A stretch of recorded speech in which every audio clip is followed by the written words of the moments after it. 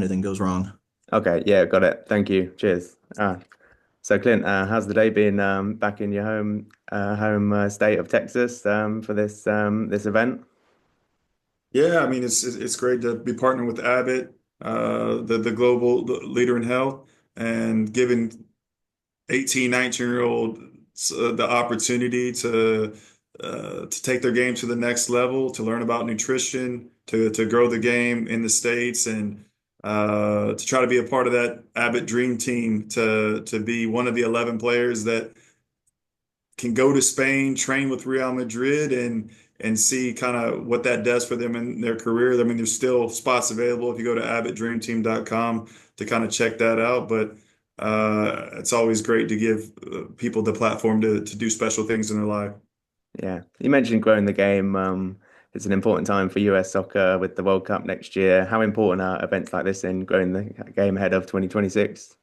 Yeah, I mean, I think it's huge to have these type of opportunities for people to believe like the world is not so big that nothing is attainable, that it's smaller than what you think. And for me, it wasn't until I was outside of maybe high school or towards the end of high school that I ever left my own country and got to experience other cultures from that perspective. I mean, there was Dallas Cup that I was a part of in Texas where there was different teams from different cities around the world that you kind of got to learn a little bit more about like their cultures and their style of play. But I think it's always good to have those type of opportunities to realize that you can accomplish something great in your life. You just have to work hard and you got to focus on things not only on the pitch but off the pitch, like nutrition and sleep and doing the right things, staying having something passionate to keep you out of trouble.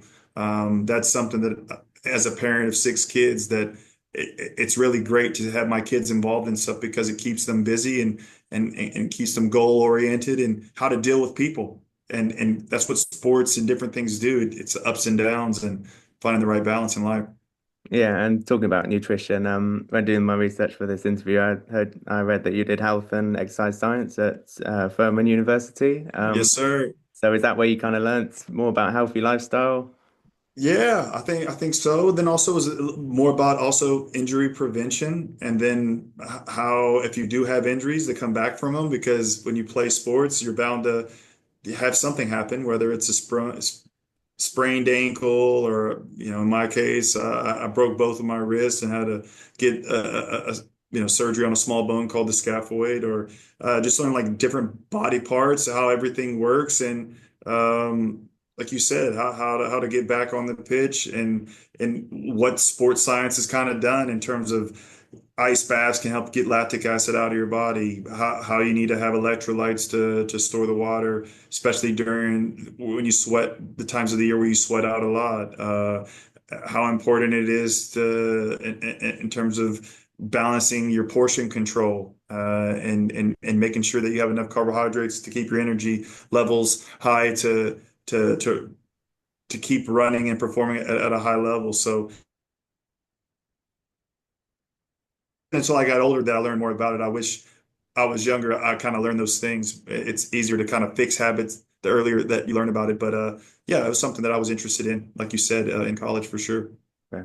And during your career, obviously playing in MLS and in the Premier League, did you see the sports science kind of develop as the different clubs you went to Yeah, and they were for years? sure.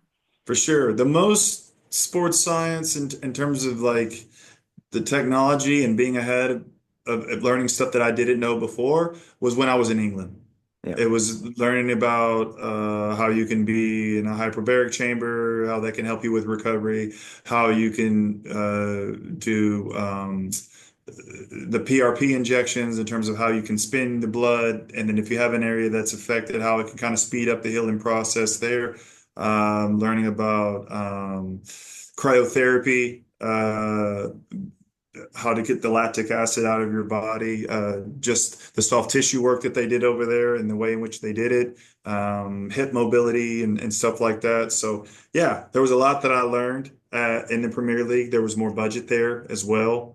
So I think that's another reason why. And then it makes sense. Not every team has so much money that they can afford to have such a deep squad, right? So you need to figure out a way to keep uh, your best players on the pitch as long as you can. And that's something that the teams I was a part of, they did a good job of that in terms of Fulham and Tottenham. Mm. Yeah, and how much of the stuff you've learned throughout your career, and what kind of advice are you giving to the athletes that you're mentoring right now? Yeah, I mean, it's just important to eat well, to take care of your body, to get proper sleep, and don't just do what everybody else is doing in training. Sometimes you have to do a little bit extra because how are you separating yourself from somebody else? But yeah, I mean, you don't want to have too much sugar in your body. It's something that's not good for you, can contribute to inflammation, but. Yeah, I think moderation. I think that's the biggest thing you need to learn. Just how to balance things better. And every now and then it's still okay to have a cookie or something for special occasions and kind of reward yourself for staying on track. But I just think with anything in life, just that balance of what you do on the field and off the field. If you do a good job of that, you'll stay healthy longer and feel younger longer too. So. Yeah, and now you're obviously retired. Is it harder to try and keep that healthy lifestyle? Yep, for Yeah, sure. Especially when you have young kids, right? Because what they are willing to eat and like sometimes it's not the best stuff, right? Like chicken fingers and macaroni, and you're trying to get them to eat vegetables and trying to get them to eat more, foods that adults would eat. And it's a little bit of a process there. And when you have leftovers, sometimes you may pick something off the plate more than you would normally do if you're just making a normal meal for yourself. But no, we try to do a good job of keeping that balance of eating right, but not completely being over the top that the kids don't have a little bit of ice cream here and there or a cookie. But I mean, it's definitely a balance. It's something that's not great for you. It's important to, stay hydrated, have carbohydrates, have protein, have vegetables, and like we talked about, just having a balanced diet so that you can feel good about yourself and feel have good energy levels. yeah. And was the kind of healthy lifestyle kind of thing what attracted you to this partnership with Abbott and Real Madrid? Yeah, I mean, and also growing the game of soccer in the U.S. and getting to do it in my home state of Texas, and Dallas has always kind of been a second home to me. So yeah, learning more about how you can help, 18, 19-year-olds that are trying to be a part of this Abbott Dream Team to learn about those things, because that's what I would have liked to have learned more at that age, because the information that you get here is only going to help you try to take your game to the next level. And like we talked about, if you don't make the team, it's still there's something you could have learned from this experience that can take you forward in life. Yeah. And you obviously had a difficult, I mean, most American players do getting drafted into for the New England for you. How much of a good opportunity is it for these players to train at Real Madrid? Yeah, yeah. I mean, like you said, you get in where you fit in. For me, the MLS league came about because of the '94 World Cup. After that, there was a domestic league professionally. I was able, like you talked about, to be with the Revolution through playing with the Revolution. They gave me a platform to kind of break into the national team. Playing in the national team gave me an opportunity to play in the World Cup, and then when you play well in the World Cup, that's what kind of gave me the opportunity to play in England. So, right, they all kind of helped each other to ultimately get to the highest level. And for me, it was playing against the best players week in and week out. And I'm glad I got to experience that in the Premier League while I played in England for Fulham and Tottenham. Yeah. And obviously the 1994 World Cup had a massive impact on US soccer. What do you hope the 2026 World Cup will have on US soccer?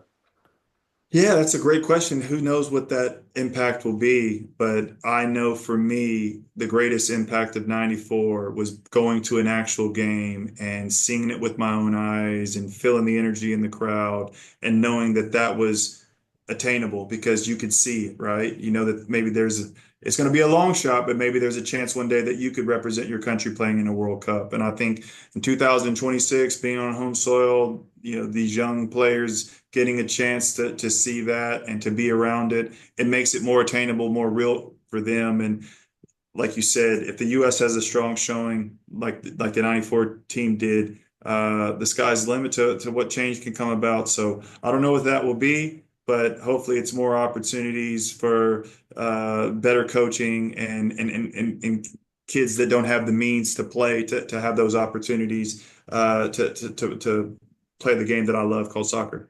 Yeah. And what do you make of the US team right now? They're on a bit of a mixed run of form. Yeah, I mean the thing is the last game was good in terms of Trinidad. It wasn't the best Trinidad we've ever seen, but you only can play the team that's in front of you. The positives we take from that game were the new faces that Pochettino found in January camp, Abajiman and Diego Luna.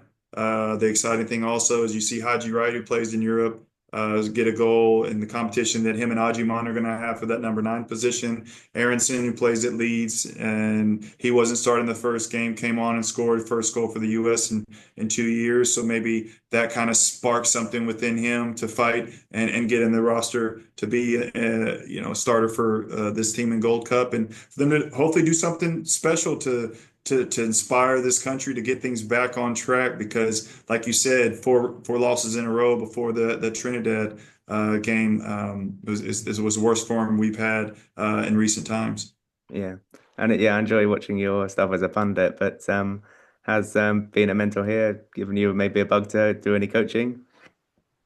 To be honest with you, I got 6 kids, and that coaching lifestyle is difficult in terms of you're not guaranteed where you're going to be. You can be moving from city to city depending on whether you're a national team coach or a professional coach. So right now, we're having kids age from ranges of 16 all the way to 2.